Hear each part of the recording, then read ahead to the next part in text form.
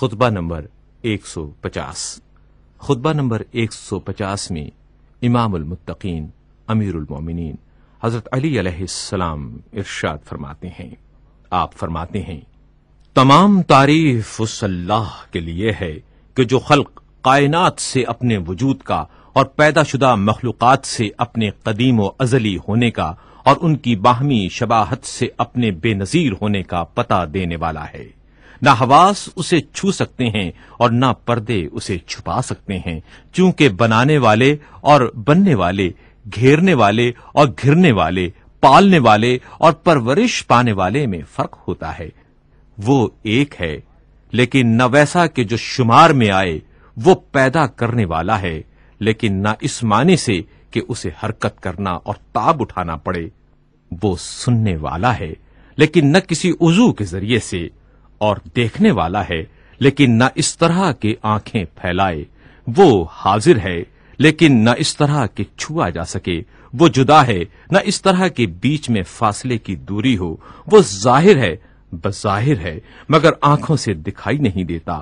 وہ ذات پوشیدہ ہے، نہ لطافت جسمانی کی بنا پر۔ وہ سب چیزوں سے اس لیے علیحدہ ہے کہ وہ ان پر چھایا ہوا ہے اور ان پر اقتدار رکھتا ہے، اور تمام چیزیں اس لیے اس سے جدا ہیں کہ وہ اس کے سامنے جھکی ہوئی اور اس کی طرف پلٹنے والی ہیں۔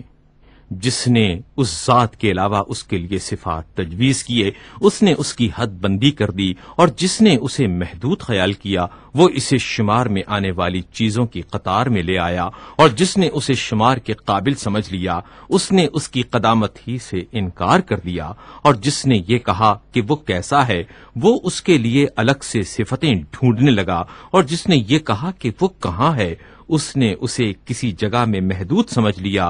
وہ اس وقت بھی عالم تھا جب معلوم کا وجود نہ تھا۔ وہ اس وقت بھی رب تھا جبکہ پرورش پانے والے نہ تھے۔ وہ اس وقت بھی قادر تھا جبکہ یہ زیر قدرت آنے والی مخلوق نہ تھی۔ اسی خطبے کا ایک جزو یہ بھی ہے، امیر المومنین حضرت علی علیہ السلام ارشاد فرماتے ہیں، ابھرنے والا ابھر آیا، چمکنے والا چمک اٹھا، اور ظاہر ہونے والا ظاہر ہوا۔ ٹیڑھے معاملے سیدھے ہو گئے۔ اللہ نے جماعت کو جماعت سے اور زمانے کو زمانے سے بدل دیا۔ ہم اس انقلاب کے اس طرح منتظر تھے جس طرح قحط زدہ بارش۔ بلا شبہ ائمہ اللہ کے ٹھہرائے ہوئے حاکم ہیں اور اس کو بندوں سے پہچنوانے والے ہیں۔ جنت میں وہی جائے گا جسے ان کی معرفت ہو اور وہ بھی اسے پہچانے، اور دوزخ میں وہی ڈالا جائے گا جو نہ انہیں پہچانے اور نہ وہ اسے پہچانے۔ اللہ نے تمہیں اسلام کے لیے مخصوص کر لیا ہے اور اس کے لیے تمہیں چھانٹ لیا ہے، اور یہ اس طرح کہ اسلام سلامتی کا نام اور عزت انسانی کا سرمایہ ہے۔ اس کی راہ کو اللہ نے تمہارے لیے چن لیا ہے، اور اس کے کھلے ہوئے احکام اور چھپی ہوئی حکمتوں سے اس کے دلائل واضح کر دیے ہیں۔ نہ اس کے عجائبات مٹنے والے ہیں اور نہ اس کے لطائف ختم ہونے والے ہیں۔ اسی میں نعمتوں کی بارشیں اور تاریکیوں کے چراغ ہیں۔ اسی کی کنجیوں سے نیکیوں کے دروازے کھولے جاتے ہیں، اور اسی کے چراغوں سے تیرگیوں کا دامن چاک کیا جاتا ہے۔ خدا نے اس کے ممنوع مقامات سے روکا ہے اور اس کی چراگاہوں میں چرنے کی اجازت دی ہے۔